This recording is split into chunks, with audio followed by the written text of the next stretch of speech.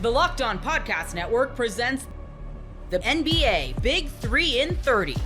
The three biggest stories in the NBA from our local experts at the Locked On Podcast Network. We bring you the real story, why it matters, what's next, who wins the big game, and more, all in 30 minutes.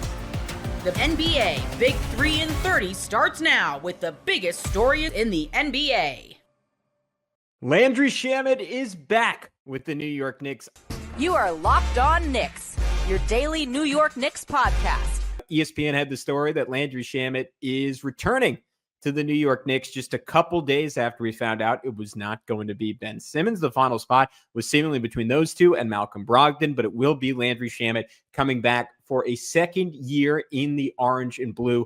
On today's episode, we're going to go over what he did for the Knicks last year, why it could be even better for him in year two on the team based on his playoff impact. We're going to talk about, was this ultimately the best choice for New York? Would they have been better off with Ben Simmons? Would they have been better off with Malcolm Brogdon? Would they have been better off with one of the other myriad of free agents that are still out there on the table? And then finally, is this it for the Knicks? Are they just going to fill out the roster with some two-ways, with some young guys? Or is there a method where they could bring in another vet without a ground-shaking trade? We're going to talk about all that on today's episode of the Locked On Knicks podcast. But we start off, of course, with Landry Shamet's return. For those of you who have stuck with us over the offseason, first of all, thank you. We really appreciate it. You know that I was a big fan of Shamet coming back for another year. He showed me something in the playoffs, right? In the regular season, I was not really a believer. I thought defensively, he was just a little bit too physically frail at times, and guys could get to their spot against him consistently. Offensively, the shot was really erratic. If you remember, he started something like 2 of his first 15 or 16 from 3 on the season. Granted, he wasn't getting consistent minutes to find a rhythm, but by his standards, he was not shooting the ball well. And if he's not shooting the ball well and he's not defending well, there's just not a lot that he is bringing to the table for you.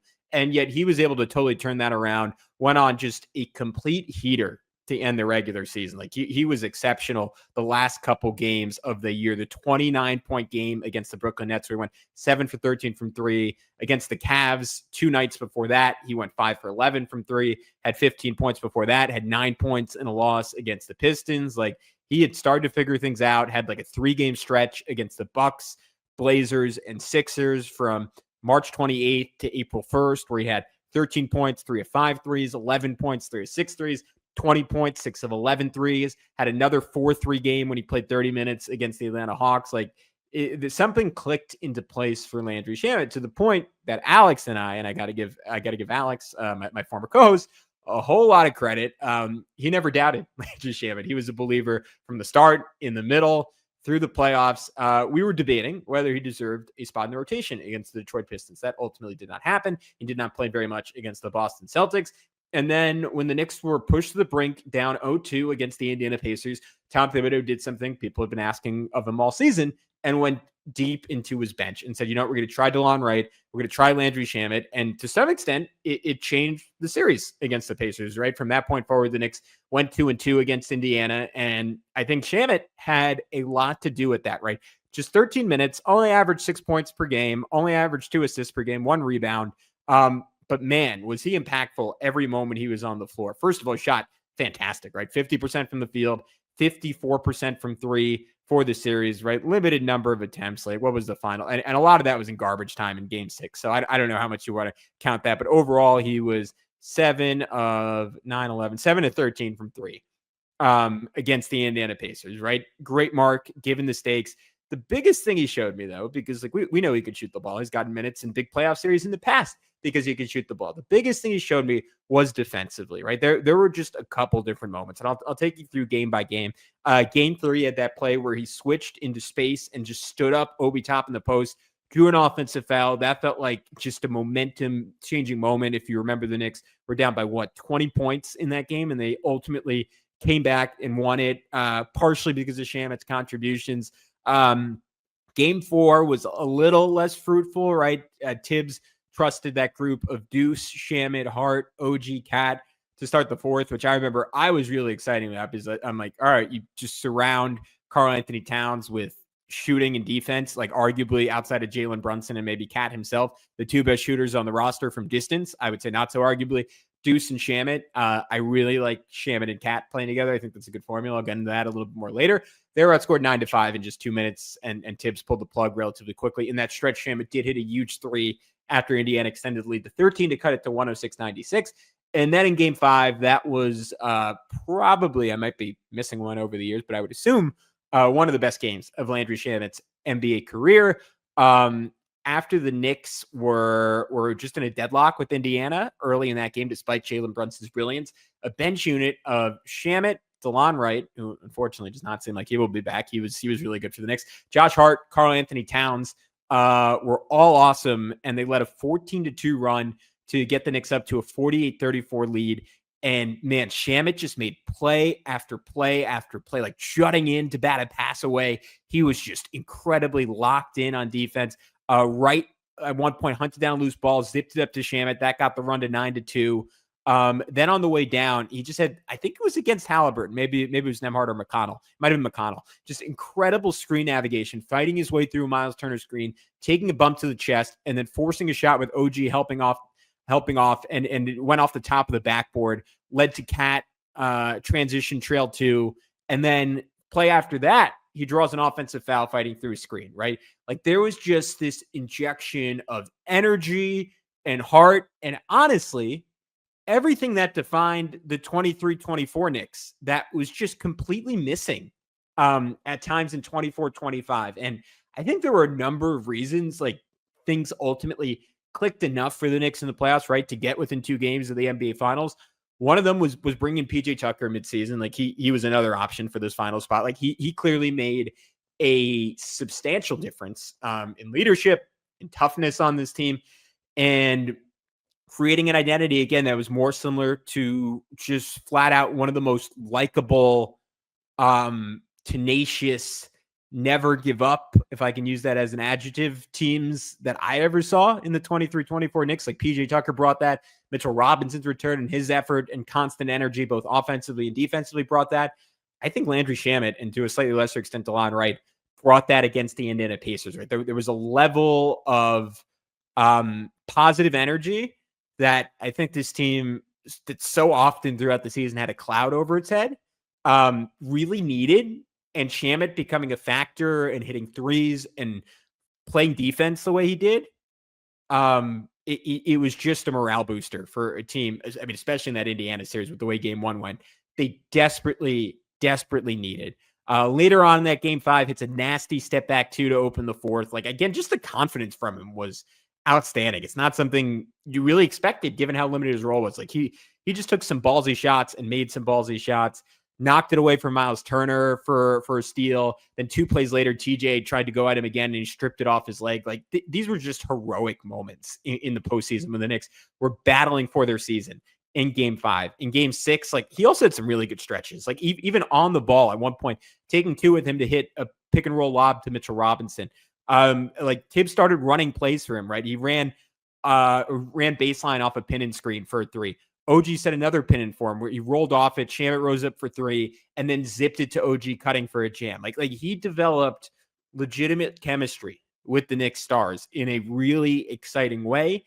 And I think it was underrated in this discussion that whoever the Knicks brought in, whether it was Simmons, whether it was Brogdon, at points, Gary Payton was thrown around, at points, PJ Tucker was thrown around, at points, people were saying Russell Westbrook's name, Marcus Smart before he signed with the Lakers was a candidate. Like whoever you brought in was ultimately going to have to be okay with probably not playing when everyone's healthy, right? And look, we've seen Mike Brown at times run a 10-man rotation in the past. Maybe he's going to do that. I will probably do another episode before the start of the season, breaking down what I think the rotation is ultimately going to look like. But if you watch my previous episodes doing that, it is already very, very cramped, even without a 10th man taken into consideration. Odds are whoever the Knicks brought in was not going to have an every night role. I think that is probably part of the reason why, if you believe the Ben Simmons side of things, which was the reporting we got from Mark Stein, that was ultimately Ben Simmons' decision not to sign with the Knicks. And the Knicks did make some form of offer, formal or informal, to him that he personally chose to decline. I would guess a factor in that was that he wasn't guaranteed an every night role. And that could have been an issue, right? Or Ben Simmons rather, has been a locker room issue at times in the past.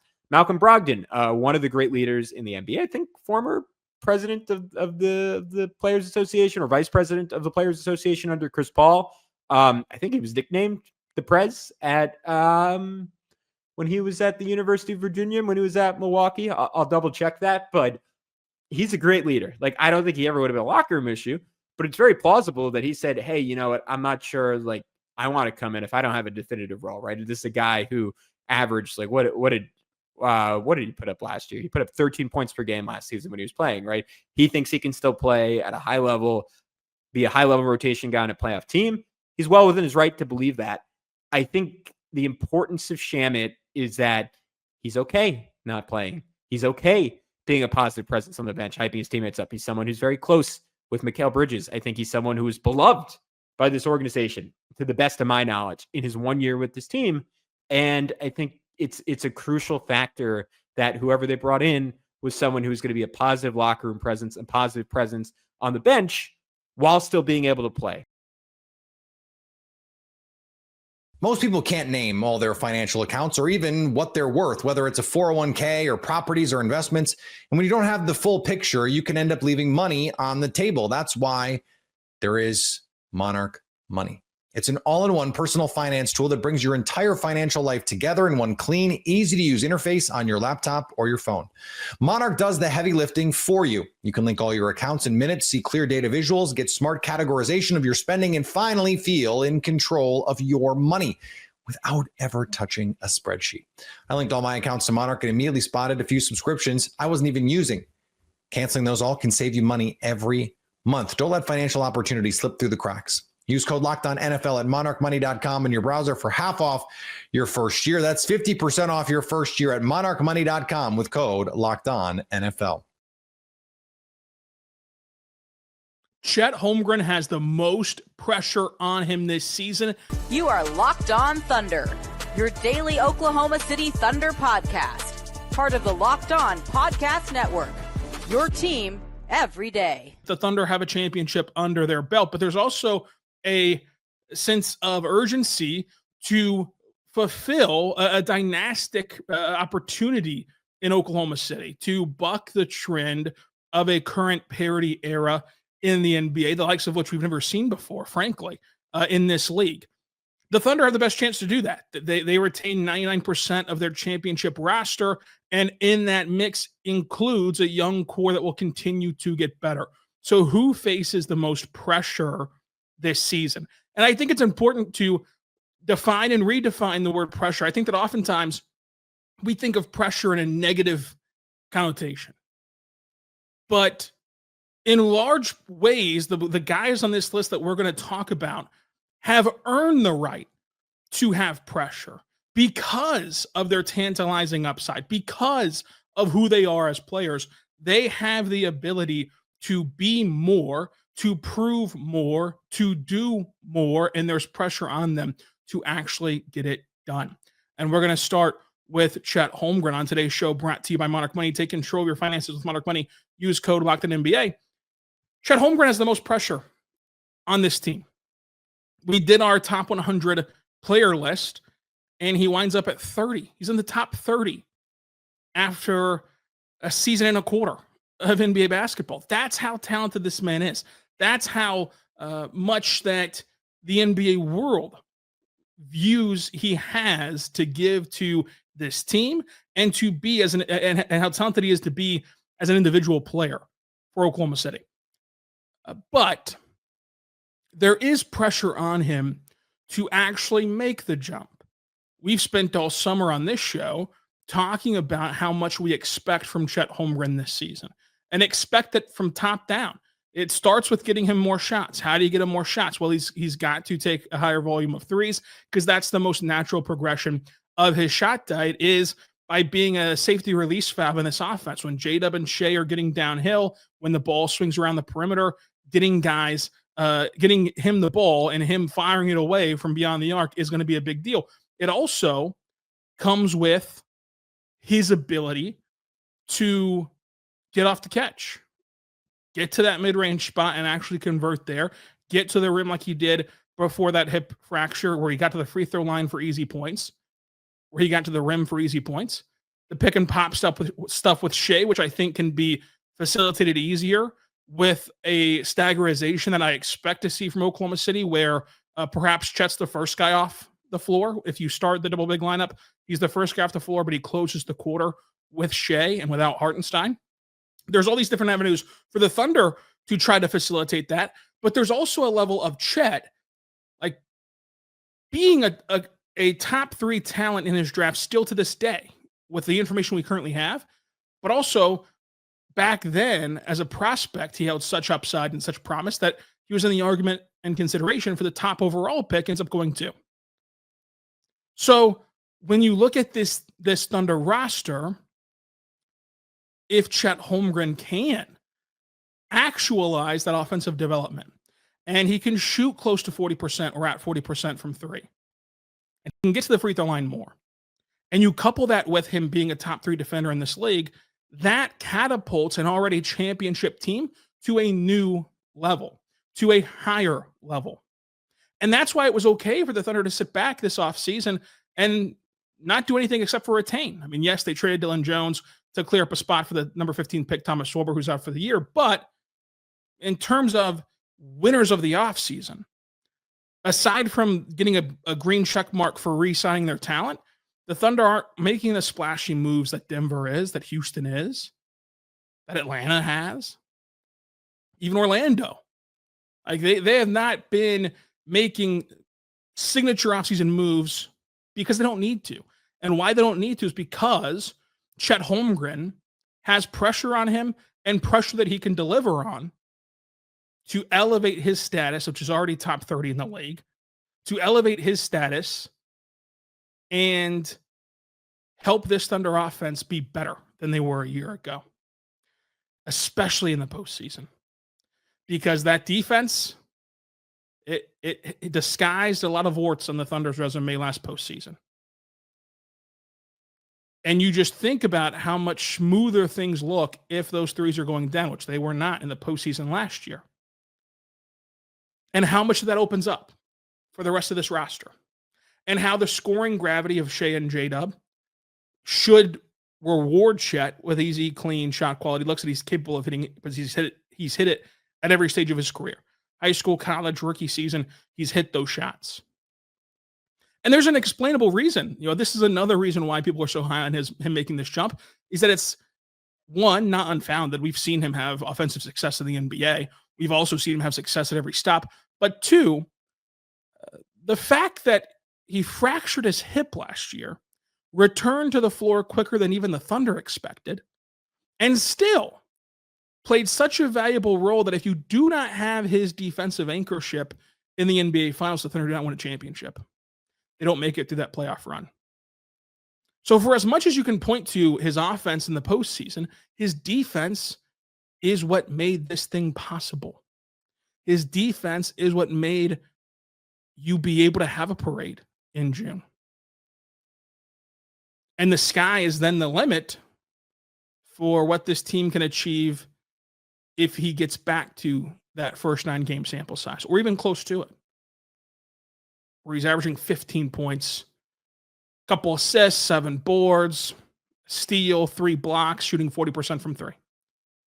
If he can get somewhere in that stratosphere, and part of that comes with, you know, more shots that he needs to be set up for, but if you get back into that stratosphere, then this team then has a historically great defense and an offense that truly is a pick your poison unit that there is no solution for, that there is no great game plan for, that your hope at playing elite defense against them is just that they miss shots. And anytime you can put the opposition in such a bind, you're already one leg up. So if their best case is just hoping you miss quality looks, that's bad news, especially whenever you generate more great looks in transition than anybody else because of your historically great defense, and especially whenever they can't score on the other end because of your historically great defense. So there is pressure on Chet to fulfill that prophecy. Because if you go into the season and Chet doesn't take that next step offensively, you open yourself up to perhaps Denver, who pushed a younger Thunder team that hadn't been as battle tested. And you can have all the caveats you want to. The facts remain the facts. Denver pushed this team to 7 games last year. They had some matchup advantages that the Thunder were able to overcome. And yes, J-Dub was dealing with an injury. And yes, this team was young. And that was really their first signature series win and their first time getting over the hump of adversity in the postseason. And now they've grown from that. They've learned from that. But the facts are the facts. Like, Denver got better than last season. Denver is equipped to present those same matchup issues. So you can see how the road to repeating as a champion is already hard, and it gets even harder if Chet Holmgren doesn't take the leap that we're expecting him to. And that's why he has pressure on him this year. But again, pressure is not a bad thing. Pressure is not some scary thing. It's pressure that he's earned because of how good he is. It's pressure that the Thunder have placed on him because of how good he is. Like, he's so good, you knew you didn't have to reinvent the wheel this offseason. You knew this offseason you didn't need to go panic and try to fix any sort of flaw that might have popped up en route to a championship. You needed to get him healthy, get him working on his game, and get back to the next season. And that's what he's done. And the offseason workouts from Chet, it should get you pretty excited about what he's going to be this upcoming season, along with, again, the most important part, the fact that you already have a sample size of him being good in the NBA, which is larger than the 9-game sample size that goes back to his rookie season. The NFL season is finally here, and FanDuel is making sure you're ready for kickoff with a can't-miss offer. Right now, new customers can bet just $5, and if your first bet wins, you'll get $300 in bonus bets to use across the app. I love using FanDuel because it fits however you like to bet. Player props, same-game parlays, or even jumping in live as the action unfolds. It's quick, easy, and the best way to add a little more energy to Sundays. So are you ready to play? Download the FanDuel app now by visiting FanDuel.com to get started. That's FanDuel.com to place your first $5 bet. You are Locked On Trailblazers, your daily Portland Trailblazers podcast. Who is Yang Hansen and how did he get here? The Blazers took Hansen with the 16th pick in the 2025 NBA draft. A relative stunner. Some called one of the most surprising picks of the decade. But Hansen knew he was getting picked, and his folks back in Qingdao knew he was getting picked too. They had hosted a watch party on the first round of the draft because they knew he was likely to go. It's just how high he went was somewhat of a stunner. But the Blazers have been scouting Hansen for some time. He was a young standout in China. He had started playing in with Qingdao when he was in 2021, when he was at the ripe old age of 16. But he crushed it in the junior leagues in China, the U17 Chinese league. And then in the summer of 2022, he plays in the FIBA U18 championship, and he helped China win third place. He was named to the all-tournament team of that competition, and that's when he starts to actually like really gain some steam. It's like, oh, this is one of the best young players in China, right? This dude is going to be, it's been a while since Chinese player has made it to the NBA, but it's like this is one of the best young players in China. Maybe where his graph went from there was unclear, but clearly at that moment he was one of the best young players on the continent, one of the young best players in the country. Asia's a pretty big continent. I don't want to speak to all of it. So that's the summer of 2022. In the fall, he moves up to the senior team. He's 17 years old, and the Qingdao Eagles, move him up to the senior team. So in 2022, he's on the senior team at 17, but he doesn't play. The following summer is 2023. He plays in the FIBA U19 World Cup in Hungary, and this is where the Blazers first get eyes on him. They say like, oh, this dude's really good. He averaged a double-double to go along with over 4 assists in that tournament. He was named all-tournament team. He played against a young Alex Sarr, who was projected to be a top pick, or at one time the top pick in the draft. Ended up falling out all the way to 2. But it's he was playing against NBA quality prospects, and he played well in that tournament. And that's when he caught the Blazers' eye, and they really started scouting him heavily. That fall, he joins the senior team in Qingdao at 18. And that year, as a rookie in the CBA, the Chinese Basketball Association, he averages 14.7 points, 11 rebounds, 10.9 boards, 3.8 assists, and wins Rookie of the Year and Defensive Player of the Year in the CBA. Pretty good little debut, right? Comes back in his sophomore campaign in the CBA, across 53 games during the 24-25 season. Yang Hansen scores 16.2 points per game, grabs 10.0 rebounds, dishes out 2.8 assists, blocks 2.7 shots, improves his three-point shooting, improves his field goal percentage, improves free throw percentage. Just a more efficient year, albeit with a drop in assists per game. And he gets invited to the NBA draft combine. If he had come out the year before in 2022, he probably would have been a second round pick. And there was some, and maybe he never makes it, right? Because he gets drafted, 53rd or whatever. And the team just stashes him in China forever. And it's a weird, if you get too early with draft rights, you can kind of just get caught, right? A team's just never going to bring you over because it just never makes sense. But instead he doesn't enter the draft in 2022, although he was draft eligible. He enters in after the 24-25 season. He enters into the 2025 draft. He gets invited to the draft combine. He is clearly looked at as a at the very least a second round pick. The consensus mocks online, one of the services that puts all the consensus drafts together, had him at about 34. I think most of the sort of bigger services had him in the 40s, right? He was a mid second round pick. That's pretty deep in the game, right? That's pretty deep in the game. That is not typically guys who are considered NBA players. Those are dart throws, right? But the Blazers, they don't view him as such. And on draft night, they trade back from 11 to 16. In doing so, they get a future unprotected first-round pick. Pretty good little bit of business there, and they get their guy, someone they've been scouting since the summer of 2023, and someone who they're pretty interested in. Right? They think he's going to be really special. But Hansen had come to the NBA draft combine where he played in 5-on-5 and got a little bit of notoriety with his passing and processing ability and just sheer size at 7'1". He worked out for the Blazers over the summer along with, I believe, 10 or 12 other NBA teams that he worked out with. He did the full circuit. He was going to be, most projected him as a mid-second round pick. There's been a bunch of reporting that the Nets, who owned 5 first-round picks, were going to select Hansen somewhere in the 20s, and that the Blazers really, really wanted their guy. They were going to get Hansen. They went into the draft, it seems like, with the express plan to get Yang Hansen on the roster, and that's what they did. I think you can quibble with the process maybe there, but clearly this was the dude they wanted.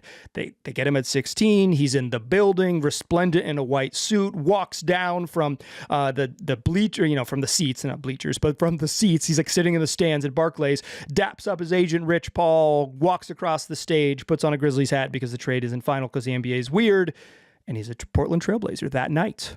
The trade becomes official the next day, but he's a Trailblazer. Goes to Summer League with Portland, appears in 4 games. He averaged 10.8 points, 5 boards, 3.8 assists, and 2.3 blocks. He had 3.8 turnovers, 3.8 assists, a 1-to-1 ratio, shot 45% from the floor in Summer League, including 33% from 3. That's 4 of 12 across 4 games, and 87.5% from the free throw line. Numbers in Summer League, it's the box score stuff. It's not nothing, but it's not deeply meaningful, but certainly not predictive by any means. But I think watching him, you saw the skill set. He's a really good passer. He's a really willing passer. He's a giant person. He blocked over 2 shots a game just by being big and in the way. I think he showed some warts a little bit on defense at Summer League, and I think he showed some struggles on how he's going to score on his own. In fact, I'll talk about that a little bit more later in the show, but there was one of the things I liked about him in Vegas is that in game 1, he basically operated entirely from the top of the key. Then he kind of showed a little bit more. Okay, now I'm going to work in the post. Now I'm going to work on as a guy who does some stuff off the dribble. And by the end of the week in Vegas, okay, yeah, throw it to me in the post and let me have a chance to see if I can score in here. He was adding a little bit more to his game each time. I think some of that is comfort. Some of that is probably coaching staff kind of saying, yeah, let's try some new stuff with you as well. But I think he had a new layer each outing that we saw him. I don't think he set Summer League on fire. He wasn't, one of the 4 best players in Vegas without a doubt, but he was intriguing enough that he looked like he belonged. And I think that's what you can really say about him. If you had no idea who he was and no idea that he was supposed to go 35th in the draft and actually went 16th, whatever, you wouldn't have watched him and been he doesn't belong. You would have said oh yeah, 16's pretty good. Like, who is that, right? Like, I think he would have just passed what I call is like the no name test. Like, if there was no name on the back of his jersey and you were just watching the guys play, you'd be like, yeah, he doesn't look out of place. I think the best thing I can say about him in Vegas is he didn't have any stinkers. He didn't have any like of these sort of glaring red flag moments where you're like, oh no. He had some stuff I think he's going to struggle with in the pros for sure, and particularly his rookie season, but he just looks like a very normal first-round pick figuring it out, and he was better than some other first-round picks who would look further away. Like, this was a productive and intriguing summer league, and I think that's the most important part about us. Intriguing. He's got some stuff. The passing willingness, I think the innate passing feel is something that you can't teach. You can get better at passing. You can get better at feeling, and getting a sense of how teams cover you and stuff. But that ability to make reads and react and process quickly, those are innate skills that I do not think players typically develop. You either have it or you don't. And he's got that. The other parts of his game getting rounded out will be really intriguing, but sort of like a baseline of being a true 7-footer, 7'1" with a willingness and ability to pass the ball, a very intriguing youngster.